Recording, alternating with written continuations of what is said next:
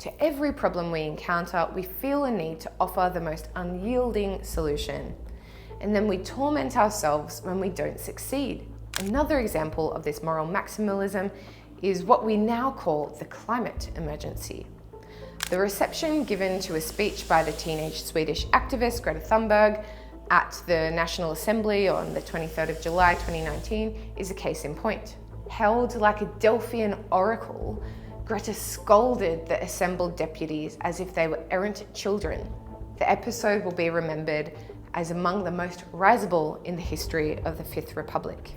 Some people have chosen not to come here today.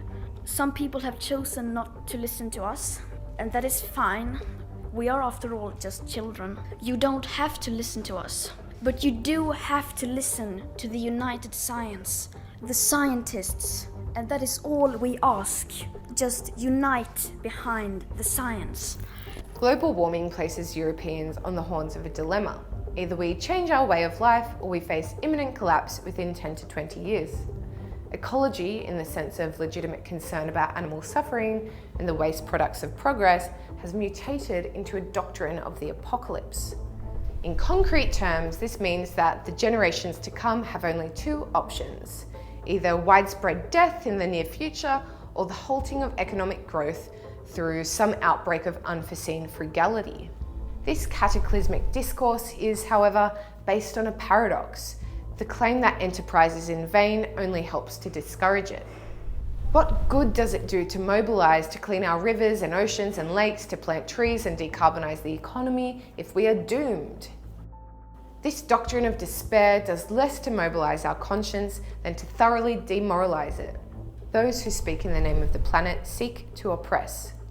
As a terrifying catastrophe looms in the future, the human species must rely on experts and break the bad habits that have brought them to disaster.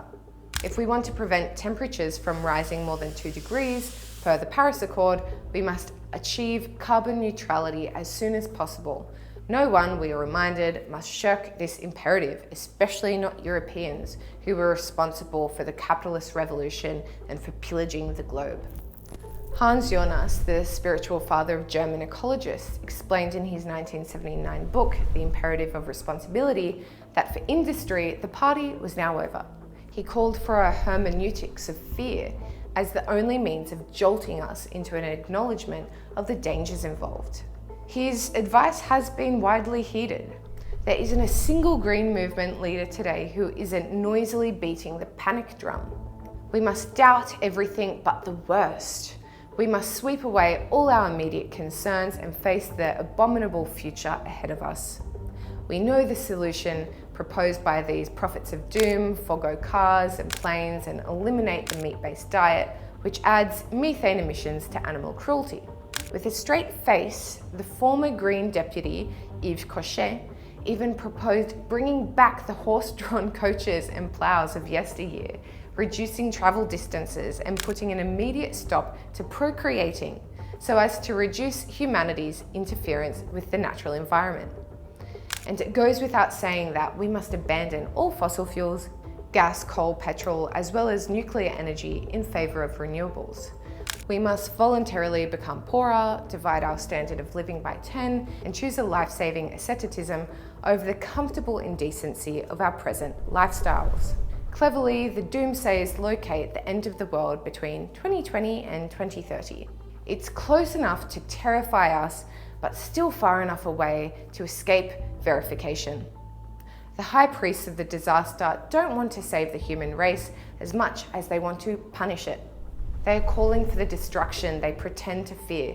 Humankind, and the European in particular, is guilty and must pay.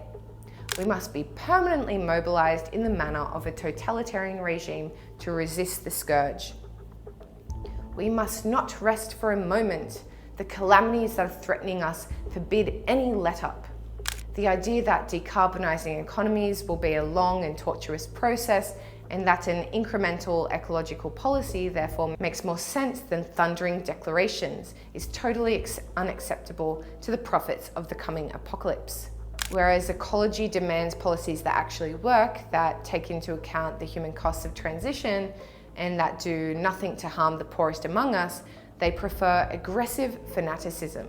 For the adherents of this way of doing things, there are no actual material stumbling blocks, only enemies and the malevolence of shadowy lobbyists. This blackmail by countdown is furiously topsy-turvy.